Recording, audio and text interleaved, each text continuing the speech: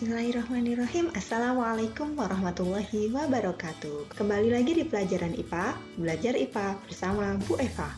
Kali ini kita masih membahas bab 2, yaitu tentang sistem perkembangbiakan tumbuhan. Jika pada pertemuan sebelumnya kita sudah membahas tentang perkembangbiakan angiospermae secara vegetatif, yaitu vegetatif alami, vegetatif buatan, dan generatif. Generatif ini dibagi menjadi beberapa tahap, yaitu ada penyerbukan atau polinasi, kemudian pembuahan atau fertilisasi, kemudian penyebaran biji, dan perkecambahan. Bagian penyerbukan sudah kita bahas di pertemuan sebelumnya. Nah, kali ini kita akan membahas tentang 3 tahap perkembangbiakan generatif, yaitu pembuahan atau fertilisasi, kemudian penyebaran biji, dan perkecambahan. Nah, tujuan pembelajarannya masih sama, meningkatkan iman dan takwa kita kepada Allah. Ini adalah niat utama kita ya, niatkan pembelajaran ini hanya karena Allah. Yang kedua, memahami perkembangbiakan generatif pada tumbuhan berbiji atau angiospermae. Nah, sekarang kita masuk ke pembuahan. Sebelum saya jelaskan lebih lanjut, yuk kita dengarkan lagu berikut.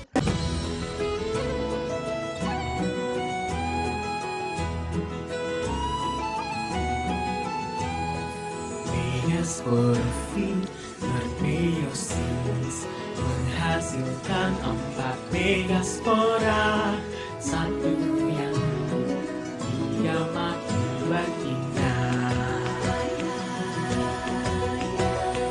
Terus mitosis 7 sel 8 ini sambung fluktuasi sinergis dapat mikrofil.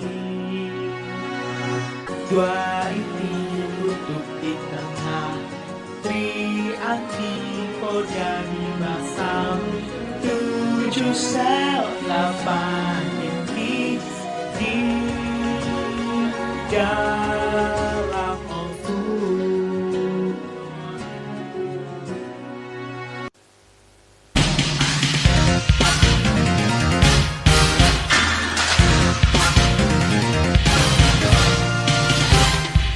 Mikrosporofil dalam serbuk sari, bermeiosis jadi mikrospora, terus mitosis sebanyak 1 kali. Setelah itu kepala sari pecah, polinasi pun terjadi pada putih, album polen pun dibentuk mikrospora.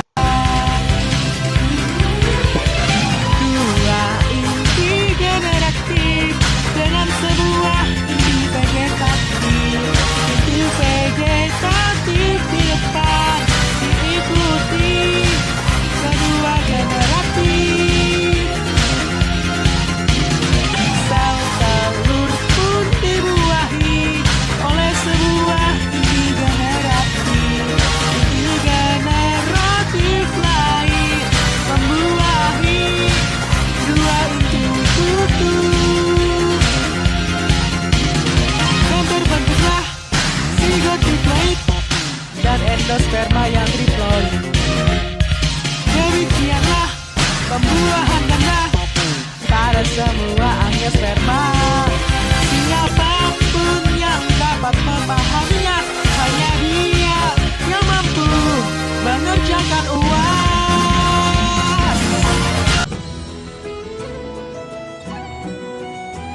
Lagu tadi gimana? Asik kan? Ternyata belajar sambil bernyanyi asik juga ya. Nah, dari lagu tadi sebenarnya mewakili penjelasan dari saya, yaitu tentang pembuahan pada angiospermae. Jadi, kalau di angiospermae semua pembuahannya adalah pembuahan ganda, di mana satu sperma itu akan membuahi 1 ovum dan inti kandung lembaga sekunder. Seperti tadi ya yang dijelaskan dalam lagu tadi ya.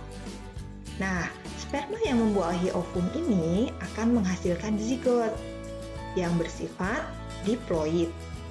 Kemudian, sperma yang membuahi inti kandung lembaga sekunder akan menjadi endosperma atau cadangan makanan.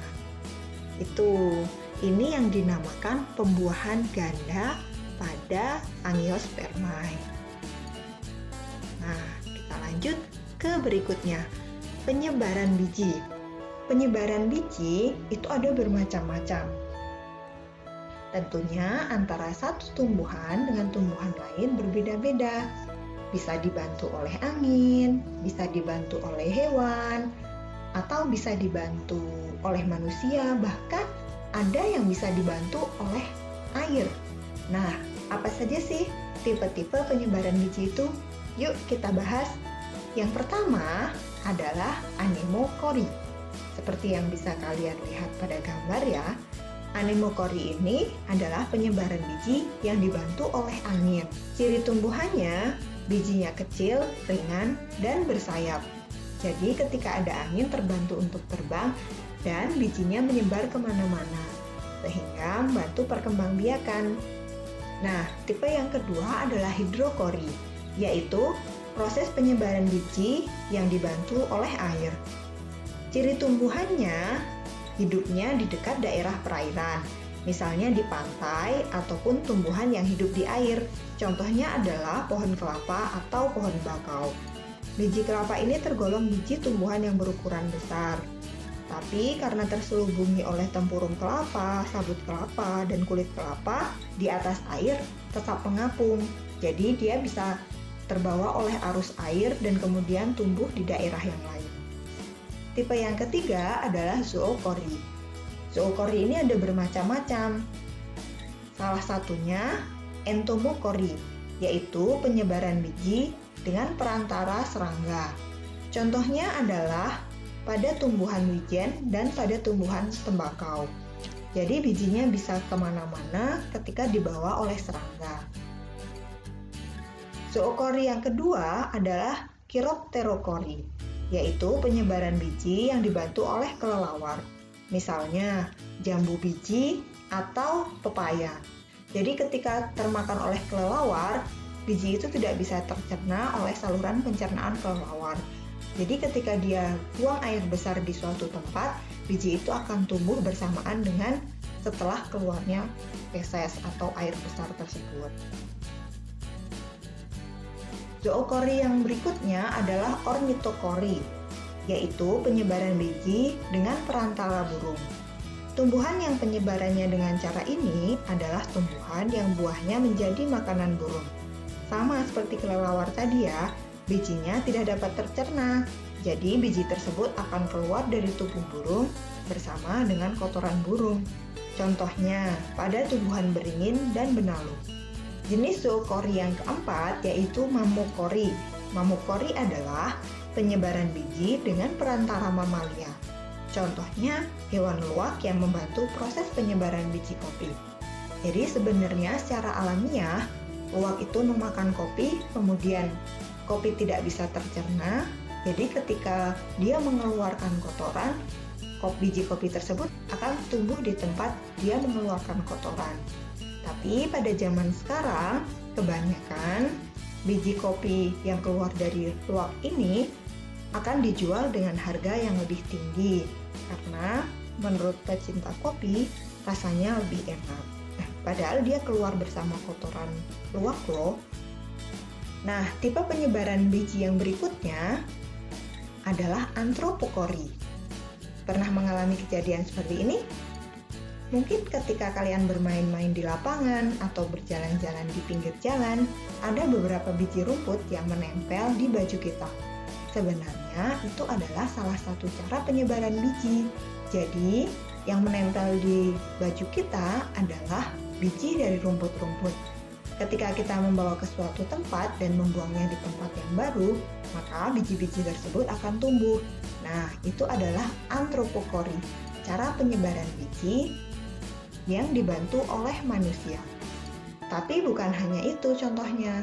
Misalnya, seperti penyemaian padi dan lain-lain. Itu juga merupakan cara penyebaran biji yang dibantu oleh manusia. Nah, kita lanjut ke perkecambahan. Pernah lihat kecambah kan? Kecambah berasal dari biji-bijian, misalnya biji kedelai atau biji kacang tanah dan lain-lain. Nah, ketika kita melihat biji-biji itu di pasar, biji itu tidak bisa tumbuh. Tapi kalau biji itu sudah ditanam di tanah, bijinya akan tumbuh. Kenapa ya bisa seperti itu? Jadi, biji-bijian itu mengalami masa dormansi, yaitu peristiwa pada saat biji mengalami masa istirahat.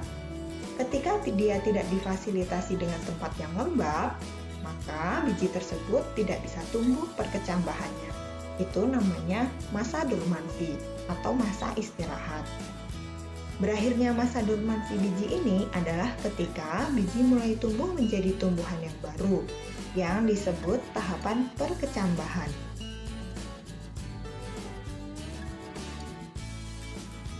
Nah, kita sudah membahas tahap-tahap perkembangan generatif pada Amniospermae. Masih ingat kan apa saja? Yuk kita review. Yang pertama adalah penyerbukan atau polinisasi. Polinisasi ini bisa dibantu oleh hewan, bisa dibantu oleh angin, dan lain-lain. Kemarin kita sudah membahas itu ya. Itu merupakan tahap pertama dari perkembangan generatif. Yang kedua, apa ini?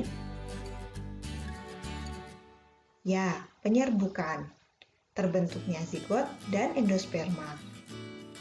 Yang ketiga adalah penyebaran biji. Penyebaran biji ini sama seperti polinasi, bisa dibantu oleh angin, hewan, dan lain-lain. Tahapan yang terakhir yaitu tahap perkecambahan, di mana tahap perkecambahan ini merupakan akhir dari masa dormansi biji. وهو الذي أنزل من السماء ماء فأخرجنا به نبات كل شيء فأخرجنا منه خضرا نخرج منه حبا متراكبا ومن النخل من طلعها قنوان دانية وجنات من أعناب والزيتون والرمان مشتبها وغير متشابه انظروا إلى ثمره إذا أثمر وينعه إن في ذلكم لآيات لقوم يؤمنون. Insyaallah, itu adalah salah satu ayat Al-Quran dalam Quran Surat Al-An'am ayat 99. Ayatnya panjang sekali ya. Tapi kita hanya akan membahas sebagian dari arti ayat tersebut. Perhatikan buahnya di waktu pohonnya berbuah dan perhatikan pula lah kematangannya. Sesungguhnya pada yang demikian itu ada tanda-tanda kekuasaan Allah bagi orang yang beriman. Lihat kalimat pertama. Perhatikan. Berarti itu adalah kalimat perintah ya. Jadi sebenarnya ketika kita mempelajari buah di waktu pohonnya berbuah, yaitu ketika proses penyerbukan, ketika proses fertilisasi, kemudian penyebaran biji, dan lain-lain, itu sebenarnya diperintahkan juga dalam Al-Quran. Jadi ketika kita mempelajari pelajaran hari ini, itu adalah salah satu bentuk ketaatan kita kepada Allah, karena kita menaati perintah Allah juga.